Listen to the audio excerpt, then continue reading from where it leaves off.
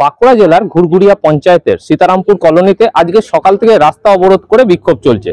স্থানীয়দের যেমনটা অভিযোগ যে এই গ্রামের ভিতরের যে রাস্তা, সেই রাস্তা দিয়েই অতিরিক্ত বালি বোঝাই গাড়ি অর্থাৎ ভারী গাড়ি এই রাস্তা দিয়ে যাতায়াত করছে, আর তার জেরে সমস্যায় পড়েছে এলাকার মানুষেরা। কোথাও বাড়িতে ফাটল, কোথাও রাস্তার মধ্যে যে ব্রিজ রয়েছে সেই ব্রিজে ফাটল এবং রাস্তারও ক্ষয়ক্ষতি হচ্ছে।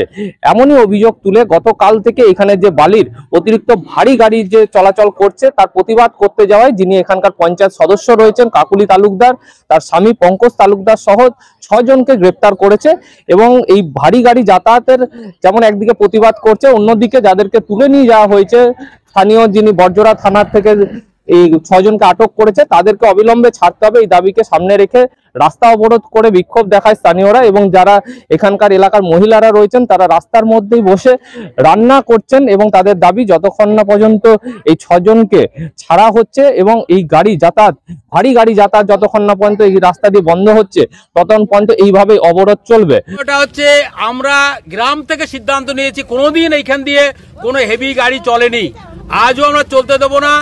যাতে যা টুকটাক চলেছিল তাতে বাড়ি ঘর ভাঙা ফাটা শুরু হয়ে গেছে, যার ফলে এই যে রাস্তাটা, এই রাস্তাটা সামান্য ঢালাই করা রাস্তা, নিচেটা মোরাম দেওয়া, এটার পর গাড়ি চললেই, হেভি গাড়ি চললে রাস্তা থাকবে না, সঙ্গে সঙ্গে বাড়ি ঘর সমস্ত ভেঙে যাবে।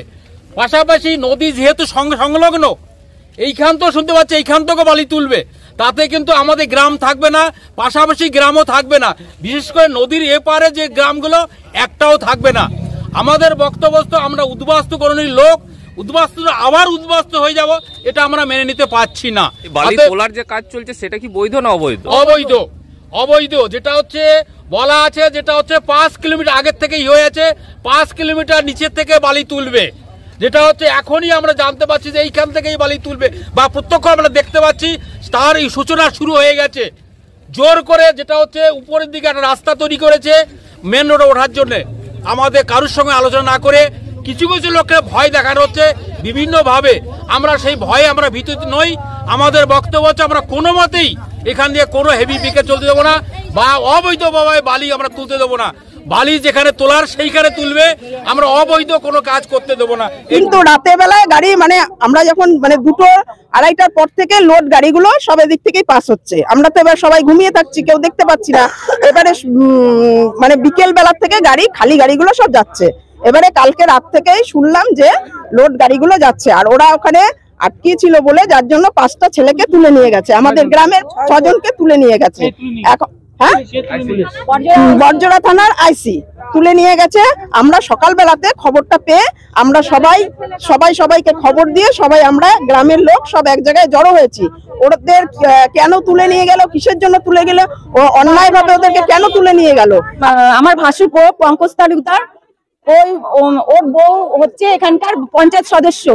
ওই প্রথমে বিরোধিতা করেছিল বালির গাড়ি আটকানোর জন্য, দিয়ে 5-6 জনকে ওখান থেকে তুলে নিয়ে গেছে। ওখানকার বর্জরা থানার আইসি যে প্রতিবাদ করেছিল বলে, হ্যাঁ হ্যাঁ হ্যাঁ, যে পঞ্চায়েত সদস্য তার হাজবেন্ড সে প্রতিবাদ করেছিল যে এখান থেকে বালির গাড়ি দেওয়া যাবে, চলা যাবে না, যার জন্য প্রতিবাদ করেছিল বলে 5-6 জন ছিল, 7 জন ছিল, 5 জনকে ওখানকার বর্জরা থানার আইসি তুলে নিয়ে গেছে এবং অকথ্য ভাষায় শুনেছি গালাগালি করেছে 5 জনকে। যদিও এখনো পর্যন্ত এখানে বর্জরা থানার পুলিশ কিন্তু এসে পৌঁছায়নি। এখন দেখার এই স্থানীয়দের যে দাবি, সেই দাবি কতটা পূর্ণতা পায়। দুর্গাপুর থেকে তন্ময় দাসের রিপোর্ট, দ্য ই-পেপার ডিজিটাল।